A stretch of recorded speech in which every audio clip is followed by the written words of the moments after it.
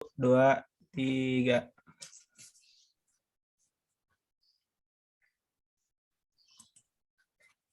Assalamualaikum warahmatullahi wabarakatuh. Kami dari kelompok 1 izin menyampaikan materi tentang pergeseran berbasis pendekatan dalam perumusan strategi yang beranggotakan Aditya Afif dan Azizan Nur Syahbana. Materi pertama akan disampaikan oleh rekan saya yaitu Azizan. Kepada Azizan disilakan. Baik, terima kasih atas kesempatannya. Yang pertama, saya akan menjelaskan tentang strategi berbasis sumber daya. Pendekatan RBV atau Resource Based View tentang keunggulan kompetitif menyatakan bahwa sumber daya internal lebih penting untuk perusahaan dibanding faktor eksternal dalam mencapai dan mempertahankan keunggulan kompetitif. Jay Barney menyatakan bahwa kinerja organisasi pada dasarnya ditentukan sumber daya internal yang dapat dikelompokkan dalam 3 kategori. Yang pertama ada sumber daya fisik, yang kedua ada sumber daya manusia, dan yang ketiga ada sumber daya organisasi. Teori ini menekankan bahwa sumber daya membantu perusahaan mengeksploitasi peluang dan menetralisasi ancaman.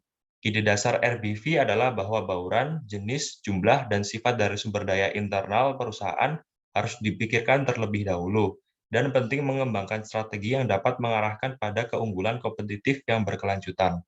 Teori ini sangat berguna bagi perusahaan yang menjalankan strategi yang belum diimplementasikan oleh perusahaan pesaing manapun.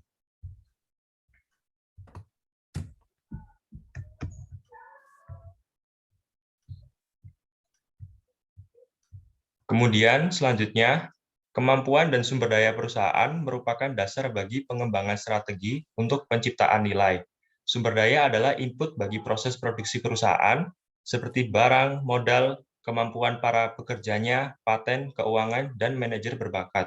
Umumnya, sumber daya dapat diklasifikasikan menjadi 3 kategori, yaitu ada modal fisik, sumber daya manusia, dan organisasi.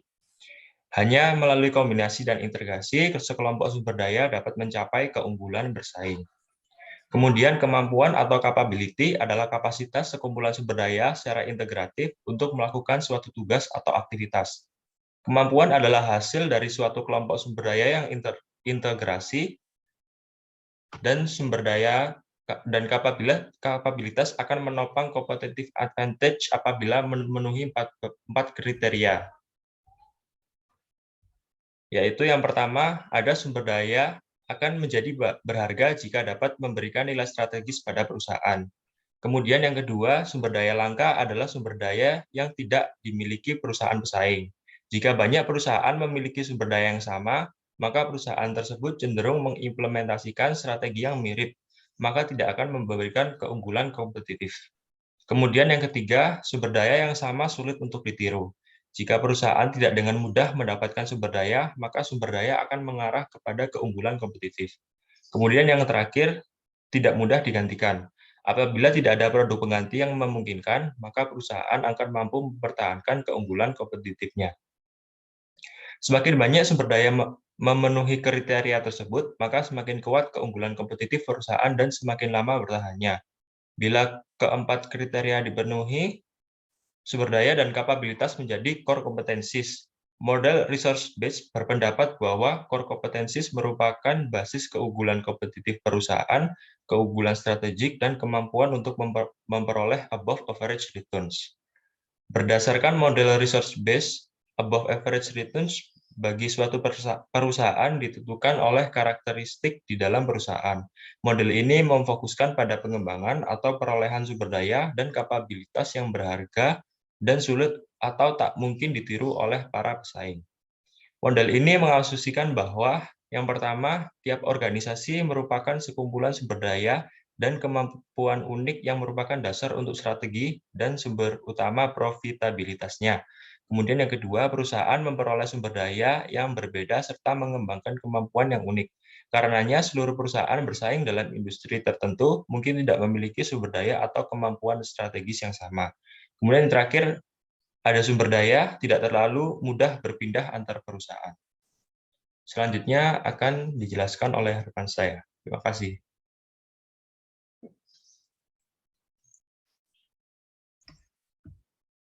Materi selanjutnya ialah strategis berbasis pasar. Next.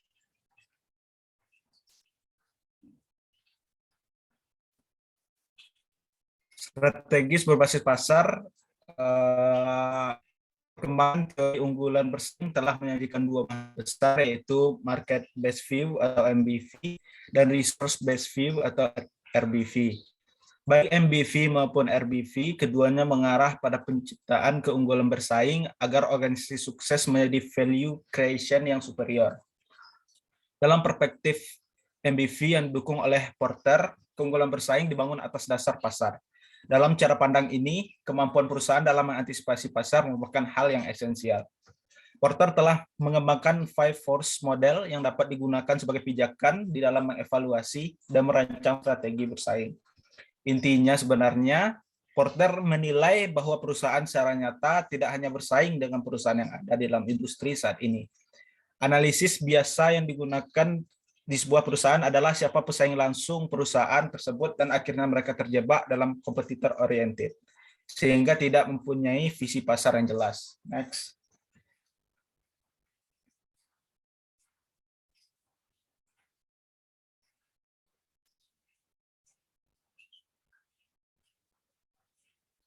Dalam Vice Force model digambarkan bahwa kita juga bersaing dengan pesaing potensial kita, yaitu mereka yang akan masuk, para pemasok atau supplier, para pembeli atau konsumen, dan produsen produk-produk pengganti.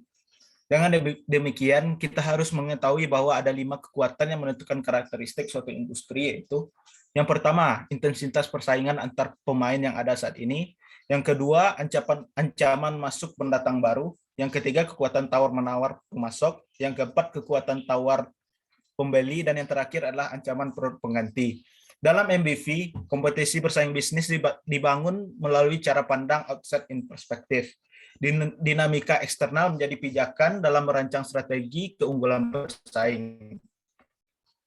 Model Porter didasarkan pada wawasan bahwa strategi perusahaan harus memenuhi peluang dan ancaman konteks lingkungan eksternal organisasi. Strategi bersaing harus berdasar pada struktur organisasi dan industri dan cara mereka mengelola perubahan. Porter telah mengidentifikasi 5 kekuatan kompetitif yang membentuk setiap industri dan setiap pasar. Kekuatan ini menentukan intensitas persaingan, profitabilitas, dan daya tarik suatu industri. Tujuan strategi perusahaan diarahkan untuk memodifikasi kekuatan-kekuatan kompetitif dengan cara dan teknik tertentu yang bisa meningkatkan posisi organisasi. Next.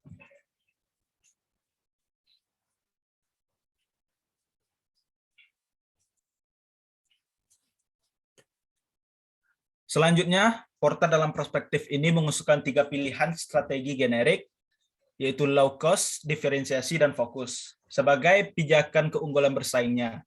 Alasan strategi low cost adalah adanya pemikiran bahwa konsumen selalu mengharapkan benefit yang lebih besar dibandingkan dengan pengorbanan atau biaya yang telah dikeluarkan.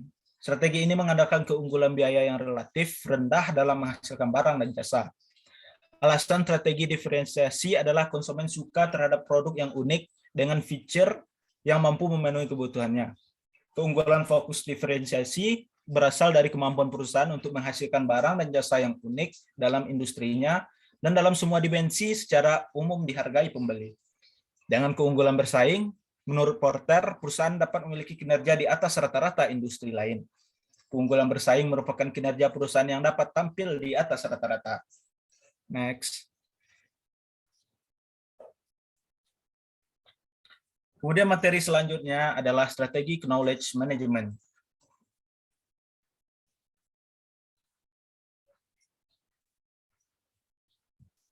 Pengertian strategi knowledge management ialah strategi merupakan wujud dari keterkaitan antara strategi bisnis perusahaan dengan penerapan KM dalam perusahaan. Knowledge-based strategi mencerminkan hubungan antara sumber daya dan kapabilitas berbasis pengetahuan dengan strategi kompetitif. Framework strength, weakness, opportunities, threat atau disingkat SWOT tradisional memberikan dasar dalam pengembangan strategi berbasis pengetahuan.